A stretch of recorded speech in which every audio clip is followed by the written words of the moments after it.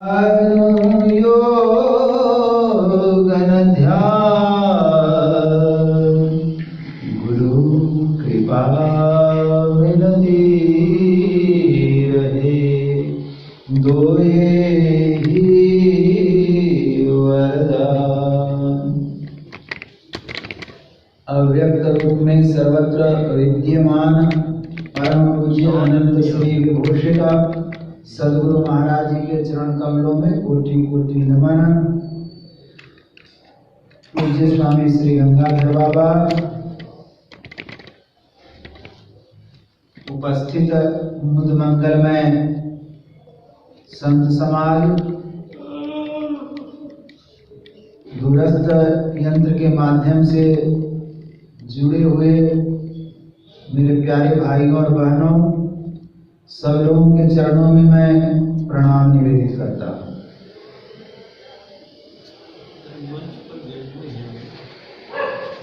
हम लोग सत्संग के माध्यम से अपने जीवन के कल्याण की बातों को सुनते हैं और करने का प्रयास करते हैं। अभी हम लोगों ने श्री रामचरितमानस सार सटीक तृतीय सोपान अरण्य कांड से पाठ सुना।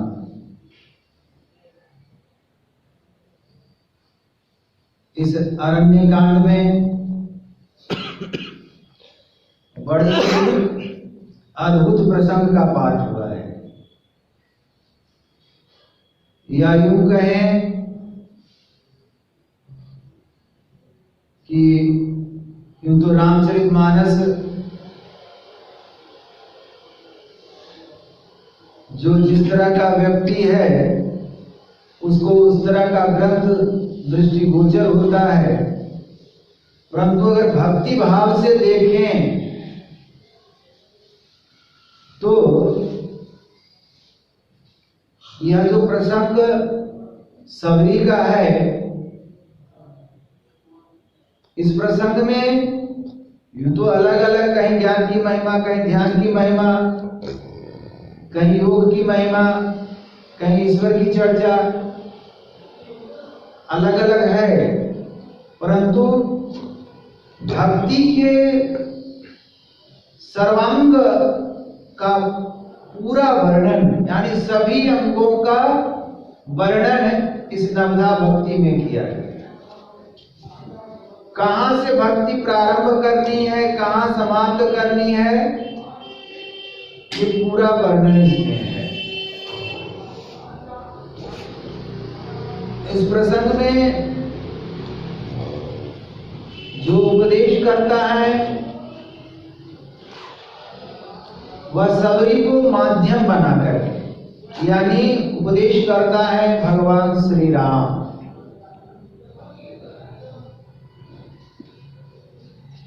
और सुनने वाले यानी श्रोता है मां सबरी। और जो श्रोता है इस सत्संग को सुनने के लिए या भगवान के दर्शन के लिए, हम लोग तो रविवार के रविवार तक इंतजार करते हैं, लेकिन मां सबरी ने कहा कि 10,000 वर्ष तक इस सत्संग के लिए व्यग्र रहेगी, क्योंकि उनके गुरुदेव ने, मातंग ऋषि ने कहा था कि मैंने जो तुमको भजन भेद बतलाया, शिक्षा दीक्षा दी है, उस भजन को करते रहो, इससे अपने अंतः में प्रकाश होगा, अंतः ज्ञान का दर्शन होगा, ईश्वर का दर्शन होगा। परंतु सगुण साकार रूप में भी जब भगवान का अवतरण होगा, भगत प्रेम सगुण सो होई, निर्गुण निराकार का तुम अपने दर्शन में कर लोगी अपने अंदर में, लेकिन सगुण साकार का भी दर्शन भगवान का तुमको होगा, और इसके लिए तुमको कहीं चल करके जाने की आवश्यकता नहीं। तुम जहां हो, जिस कुटिया में भजन कर रही हो, भगवान यहीं पर आए और तुमको दर्शन दे। इसलिए कहा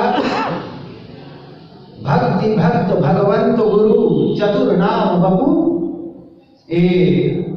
कहने का मतलब भक्त, भक्ति, भगवंत और गुरु कहने में चार हैं, यानी चार शरीर। बपू मतलब शरीर, चार शरीर है दिखने में आता है,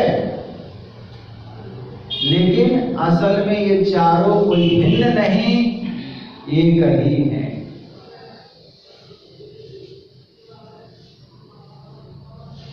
तो भक्ति में यह आवश्यक होता है कि भक्त के हृदय में प्रेम हो, क्योंकि भगत प्रेम बस सगुन सो होई। प्रेम के बस में होकर के ही भगवान सगुण रूप धारण करते हैं। सबरी भी अपने गुरु के मान को कम नहीं करती है, गुरु की आज्ञा की अवहेलना नहीं करती है। गुरु ने कह दिया बस विश्वास हो गया। रोज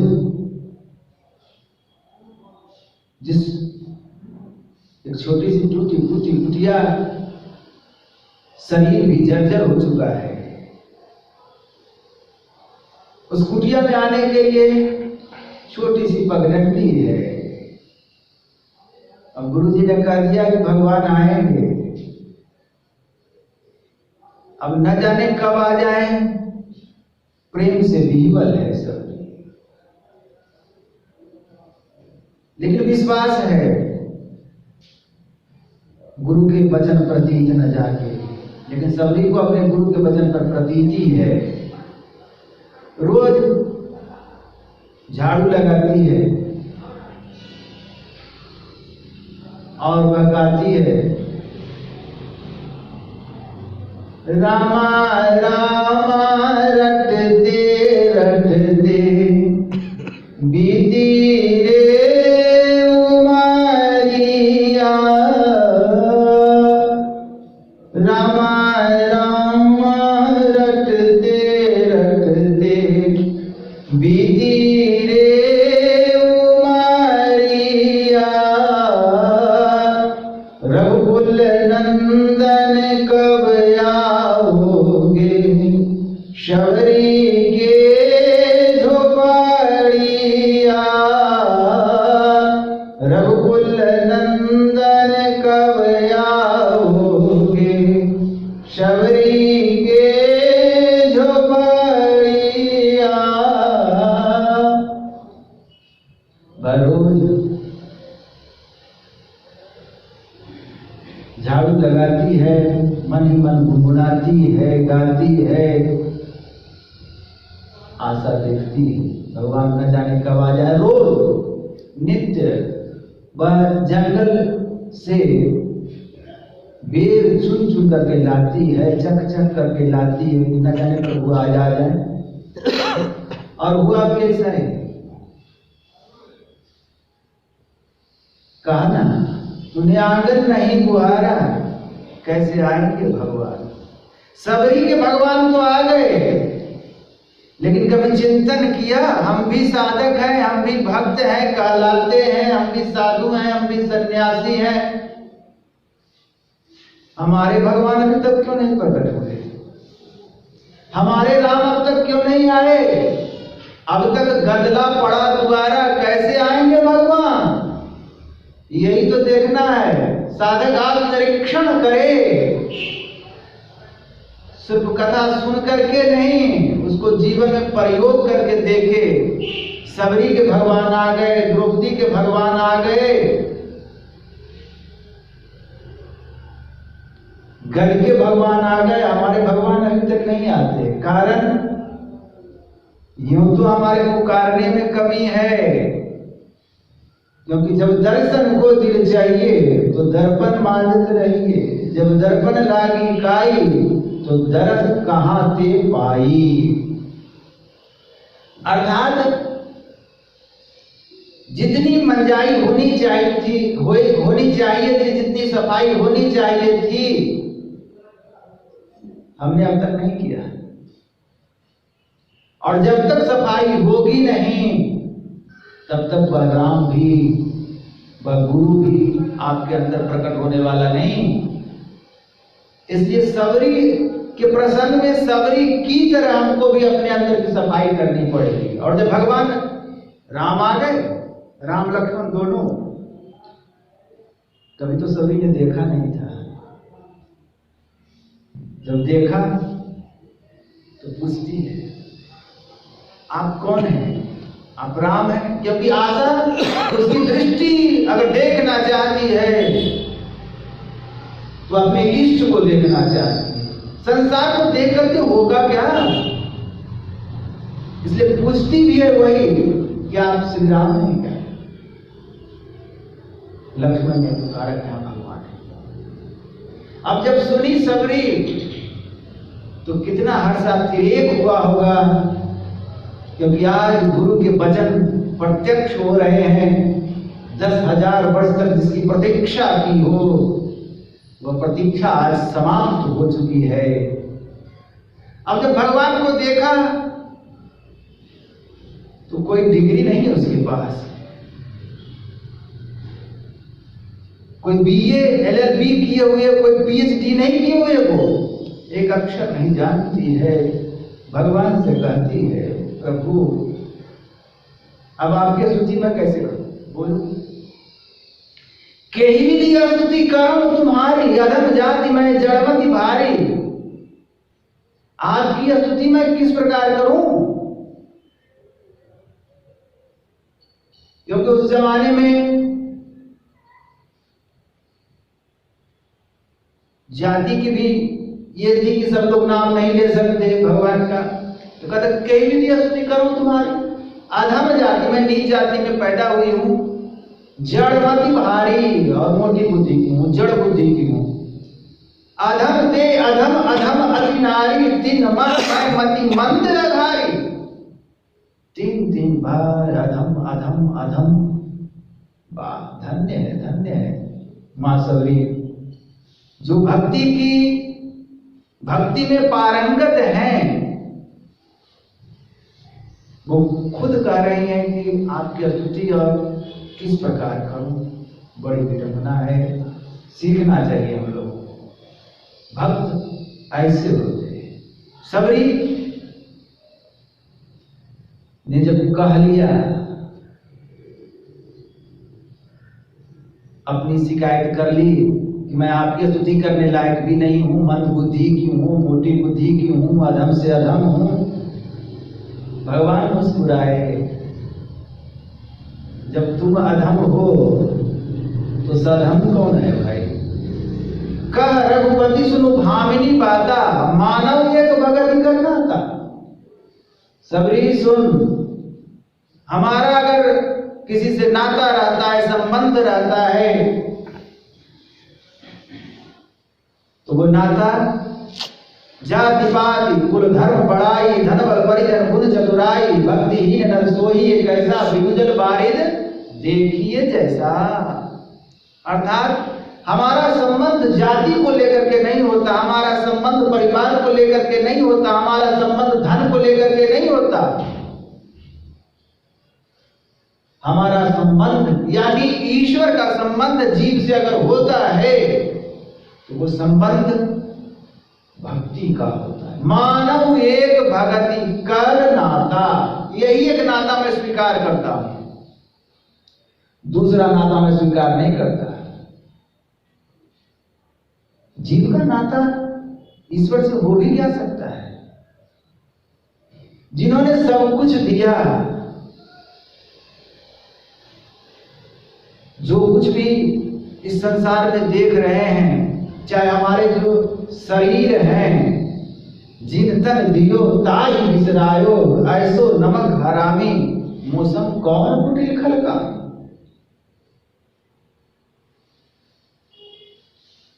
सुनो सुनो वचन नर नारी, हरि भजन करो सुखकारी। उसमें भी ये बात आई है। कहने का मतलब जिन्होंने मनुष्य शरीर दिया, जिनकी वायु से हम जी रहे हैं, जिनकी पृथ्वी पर हम जी रहे हैं, जिनके शरीर को हम धारण किए हुए हैं, उन्हीं को भुला नहीं। यही बात है। इसलिए भगवान ने कहा कि हमारा नाता जीव से सिर्फ भक्ति का होता है। अब सबरी को सावधान करते हैं, कहते हैं कि मैं अब तुमको 9 प्रकार की भक्ति का उपदेश दूंगा, सावधान सुनो, धरु मन माही, नवधा भक्ति कहूं तो ही पाही। अब तुमको पा करके, ऐसा नहीं उपनिषदों में चाहे जहां भी उपदेष्टा अगर कहीं किसी को बनाया गया है तो उपदेश दे रहे हैं, इसका मतलब उसको उपदेश की जरूरत थी, वह उस ज्ञान में अपरिपक्व थी, ऐसी बात नहीं है। उनके माध्यम से अज्ञ जीवों को, हम लोगों को उपदेश देने की कृपा की, क्योंकि भगवान भी सब लोगों को सीधा संवाद नहीं करते, सीधे संवाद में नहीं आते, क्योंकि भगवान के प्रकट होने के लिए उस जैसी योग्यता होनी चाहिए, क्षमता होनी चाहिए। इसलिए जो वैसे भक्ति में पारंगत होते हैं उनको माध्यम बना करके हम जीवों को उपदेश दिया, क्योंकि जरूरत उनको नहीं, जरूरत हम अज्ञ जीवों की है। और उन्होंने कहा कि अब सावधान हो जाओ। भाई जंगल में और कोई तो है नहीं, सुनने वाला सिर्फ एक ही है और वो है मां सबरी, लेकिन फिर भी सावधान होने की बात कही जा रही है। साधना किसको कहते हैं? सावधानी ही साधना है, सजगता ही साधना है। जो साधक जितना सजग है, सचेत है, वही साधना कर सकता है। इसलिए सबरी को सावधान किया। सबरी हल्ला नहीं कर रही थी, सबरी कोई कुछ चेष्टा भी नहीं कर रही थी, अपने अंगों को भी हिला डुला नहीं रही थी, लेकिन शरीर के अस्थिर होने पर भी मन भी अस्थिर रहे, मन भी वक्ता की आंखों में आंखों मिला करके सुनता रहे। इस ख्याल से भगवान श्री राम ने कहा, शरीर तो बैठ जाता है लेकिन मन नहीं बैठता है। इसलिए तुलसी साहब ने कहा, सत्संग करना मन तोड़ शरण संतन की, अंदर अभिलाषा लगी रहे चरणन की। सत्संग करो तो मन को तोड़ करके करो, यानी जितना देर के लिए सत्संग करो, सांसारिक विषयों से, संसार के लोगों से, संसार के प्रपंचों से अपने को तोड़ करके और सत्संग में जोड़ो, तब कुछ हासिल होगा, कुछ सुनोगे। अब राम भगवान ने क्या कहा? यहां से भक्ति का आरंभ करते हैं। प्रथम भक्ति संतन कर संगा। भक्ति करने के लिए सबसे पहली सीढ़ी क्या है? तो सत्संग करना पड़ेगा। बिनु सत्संग विवेक न होई, राम कृपा बिनु सुलभ न सोई। बिना सत्संग के तो कल्याण हो ही नहीं सकता है। यानी सत्संग ही ईश्वर तक पहुंचाने का पहला साधन है, पहला अंग है। भक्ति का पहला अंग यहीं से प्रारंभ होता है। सत्संग को छोड़ करके कोई चाहे कि नहीं हम खाली ध्यान ही करें, क्योंकि ध्यान से ईश्वर मिलता है, ध्यान से पापों का क्षय होता है, लेकिन ऐसा नहीं हो सकता। तो सत्संग सिर्फ कहने से बाहरी और आंतरिक दोनों सत्संग सम्मिलित हो जाते हैं, परंतु फिर भी क्योंकि सत्संग में जो बातें बतलाई जाती हैं वह अंदर में चलने के लिए ही, अंदर की प्रेरणा के लिए ही बाह्य उपदेश दिया जाता है। इसलिए प्रथम भक्ति संतन कर संगा, ये संतों का जो संग है ना, बहुत कारगर चीज है। जहां जाएं, जिस उपनिषद में जाएं, जहां जाएं, सब जगह सत्संग की महिमा कही गई है। भगवान शंकराचार्य ने भी यही बात कही, सत्संगत्वे निसंगत्वम निसंगत्वे निर्मो अध्वम निर्मो अध्वे निश्चलितत्वम निश्चलितत्वे जीवन मुक्ति। गोस्वामी जी ने भी कहा, भगवान शिव ने भी कहा, सबने एक बात कही कि सत्संग करना पड़ेगा, बिना सत्संग के गुजारा नहीं है। सत्संग कहते हैं साधु संतों के संग करना, उनके वचनों को सुनना और सुन करके रह जाना नहीं, उसको अपने जीवन में अमल करना, प्रयोग में लाना, तब सत्संग का फल होगा। हमारे गुरुदेव ने भी यही बात कही, सत्संग नित अध्यान नित रहिए, करत संलग्न हो विचार, चोरी नशा हिंसा झूठ तजना चाहिए। यानी सत्संग आवश्यक है। इसलिए हम लोगों को प्रथम भक्ति के रूप में सत्संग नित्य करना चाहिए। तो प्रथम भक्ति संतन कर संगा,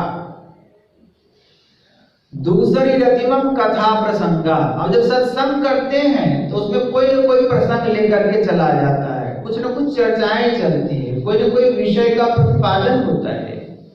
तो जो कथा होती है वह ईश्वर परक कथा ही होती है। उन्हीं विषयों को समझाने के लिए कथा के माध्यम से सरल बोध कराया जाता है। तो उस कथा को दूसरी रतिमम कथा प्रसंगा, उस कथा प्रसंग को बड़े ध्यान से सुनना चाहिए, क्योंकि अगर सुनेंगे नहीं तो समझेंगे नहीं, समझेंगे नहीं तो फिर करेंगे कैसे? अब करेंगे नहीं तो सत्संग का लाभ बताया गया कि सत्संग से ऐसा लाभ हो जाता है, वो लाभ भी नहीं होगा। इसलिए सुनना बड़ा आवश्यक है। राधा स्वामी साहब के कोई आचार्य थे, उन्होंने कहा कि हम लोग जब बच्चे थे तो समझ में नहीं आता था सत्संग की बातें, तो हमारे जो दादाजी लोग थे वो क्या करते थे, सत्संग नहीं सुनते, सत्संग जहां होते तो वहां बंद कर देते, कहते बस यहीं बैठे रहो। अब बैठे बैठे क्या करें, सुनना ही पड़ता था। अब आज पता चलता है कि सत्संग से कितना लाभ, सुनते सुनते हमारे ध्यान में आ गया। तो सुनाते सुनाते सत्संग सुनते सुनते न भी समझ में आता है तो आज नहीं आता है, कल समझ में आने लग जाएगा। आज जो व्यक्ति पतित है वह भी अगर सत्संग का सहारा ले तो उसका भी कल्याण हो जाएगा।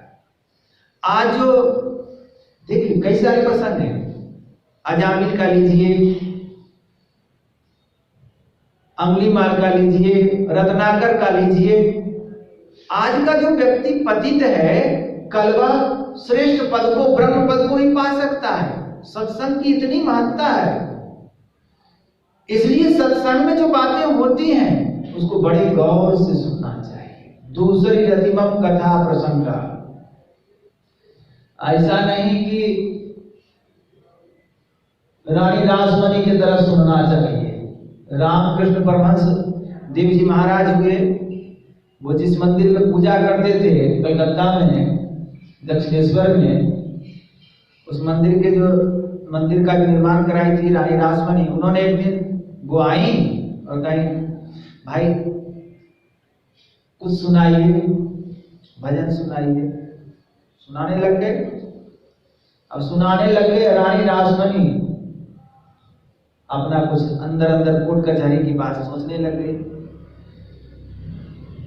तो रामकृष्ण तो पहुंचे हुए संत थे, मन की बात जानते थे। उन्होंने देखा वाह भैया वाह, हमको लगा दिया कथा कहने के लिए और ये कोर्ट कचहरी सब हाई कोर्ट और सुप्रीम कोर्ट सब जगह वही आए, एक थप्पड़ कस के लगाया, कहा हमको लगा दिया भजन गाने के लिए, अब तुम कोर्ट कचहरी की बात सुनती है।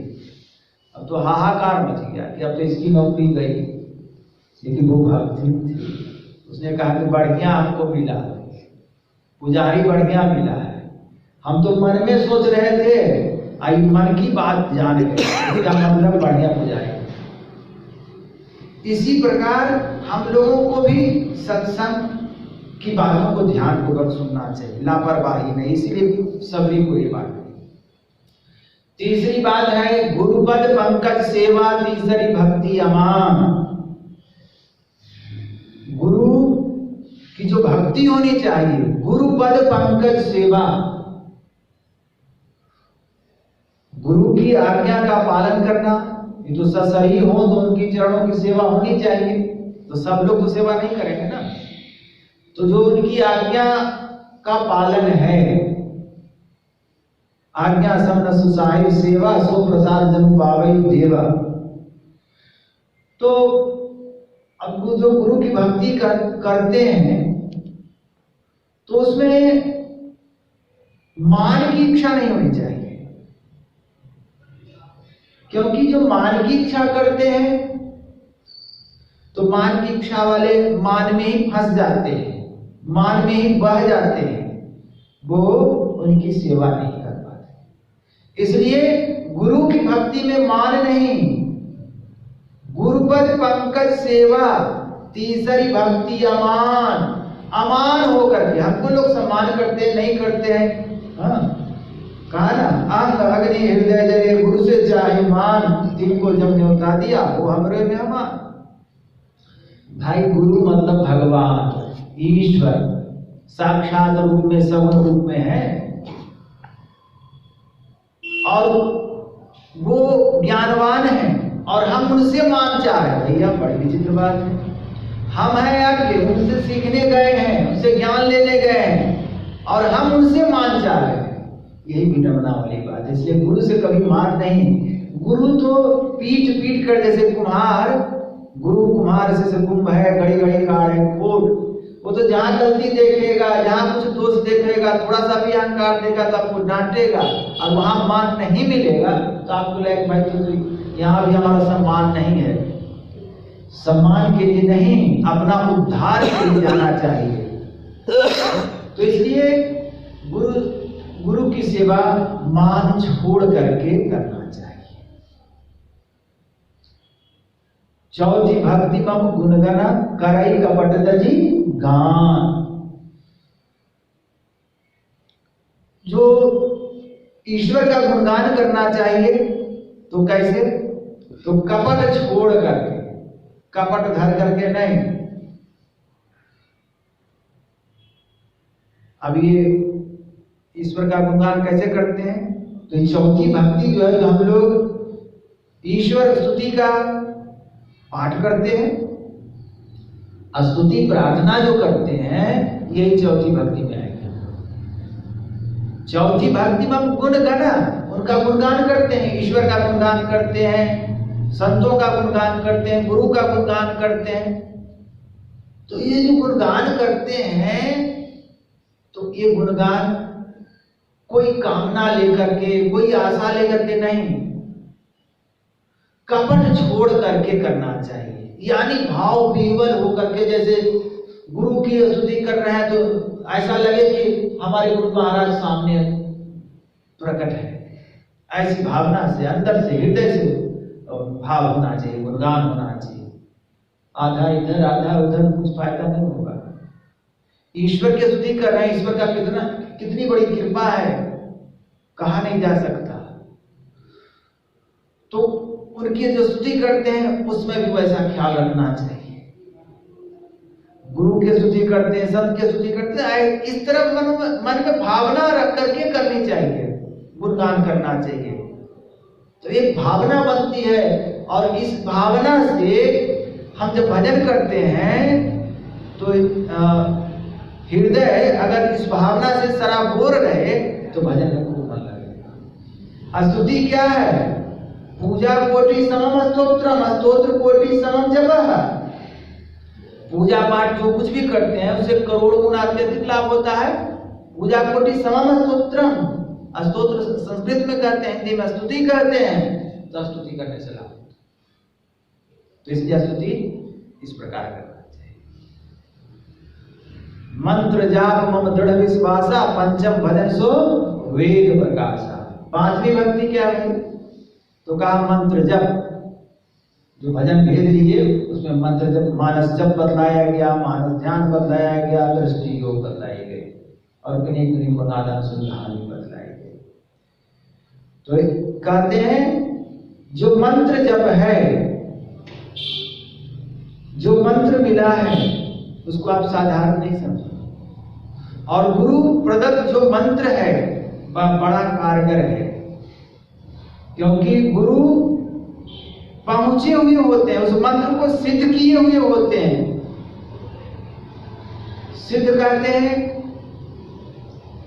कोई भी सिद्धांत बनता है जिसका अंत सिद्ध होता है, मतलब अंत जिसको प्राप्त किया हुआ होता है। जो संत लोग, गुरु लोग जो मंत्र देते हैं, यानी उसकी जो पराकाष्ठा होती है वो प्राप्त किए हुए होते हैं वो, और वैसे मंत्र को आपको प्रदान करते हैं। वह मंत्र कितना कारगर है इस बात को समझना चाहिए। मंत्र गुरु के द्वारा प्रदत्त है, इसलिए वह मंत्र जड़ नहीं, वह मंत्र चेतन है। उसको जड़ समझेंगे, जैसे गंगा जी हैं, गंगा जी को अगर कोई देवी समझती हैं, पवित्र भाव रखती हैं, उनसे उनको वैसा लाभ होता है। अब मछली मारने वाला मछली मारता है, उसको मछली लाभ होता है। जो जिस भावना से, जाकी भावना रही जैसी प्रभु मूर्ति देखी तैसी। तो ये हो गया आपका पांचवी भक्ति, अति पावन गुरु मंत्र मन मन जाप। पवित्रता पूर्वक ख्याल लगा करके जप करना चाहिए। फिर क्या? तो कहते हैं इंद्रियों का निग्रह, छठ दम शील विरति बहुकर्मा निरत निरंतर सज्जन धर्मा। अर्थात छठी भक्ति है इंद्रियों का निग्रह करना। अर्थात हमारी इंद्रियां, जो 14 इंद्रियां हैं, इंद्रियों का नाथ मन है। इंद्रियों में जो चेतन धाराएं हैं, उन चेतन धारों को समेट कर आज्ञा चक्र में प्रतिष्ठित करना। इससे क्या होता है? क्योंकि चेतन की धारा जो इंद्रियों में गई है, जो सूत इंद्रियों में पहुंची हुई है, तो चेतन की धारा के कारण ही वह गतिमान होता है। उस चेतन धारा को वहां से समेट कर अगर नियत स्थान पर आज्ञा चक्र पर केंद्रित किया जाए तो इंद्रिय निग्रह होगा। अर्थात इंद्रियां जो चलायमान होती थी उस तरह वह चलायमान नहीं, रुकेंगी।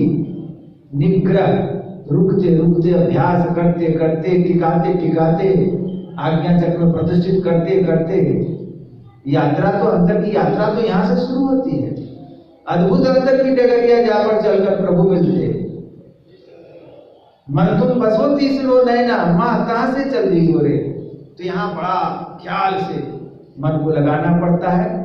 तो इसी को दम की साधना कहते हैं। दम की साधना में इंद्रियों का निग्रह होता है। इसके साथ साथ मन की साधना भी होती है, क्योंकि सारी इंद्रियों का राजा मन है, तो सुख तो मन में ही लगा रहता है।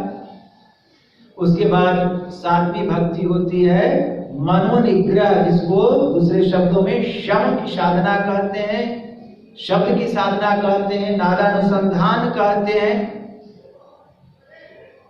तो शब्द की साधना से, नादानुसंधान से, आदि में शब्द था, शब्द ईश्वर के संग था और शब्द ही ईश्वर था। जिस शब्द से सृष्टि हुई उस शब्द को पकड़ते हैं। साधु शब्द साधना कीजिए, जय शब्द से प्रकट भय सब सोई शब्द रह लीजिए। शब्द में भी अनहद शब्द होते हैं, आहद शब्द होते हैं और अनाहद शब्द होते हैं। उन शब्दों को पकड़ करके पहले हाथ को पकड़ते हैं, फिर अनाहत को पकड़ते हैं, होते होते फिर ईश्वर पकड़ा जाता है, फिर हो जाता है निःशब्दम परमं पदम। तो यह 7वीं भक्ति हो गई। अब 8वीं और 9वीं जो कहा, 8म यथा लाभ संतोषा सपने वो नहीं देखई पर दोषा, नवम सरल सब संचल हीना भरोसे रख नदीना। तो यह 8वीं और 9वीं इसका परिणाम है, संतोषी हो जाता है, सरल हो जाता है, या उसका स्वभाव हो जाता है। तो ये 9 प्रकार की भक्ति है। तो हम लोगों को भक्ति से सराबोर होकर के अपना भजन ध्यान करना चाहिए। मनोनिग्रह और इंद्रिय निग्रह यानी दम और शम की साधना को मनोयोग पूर्वक करते रहना चाहिए।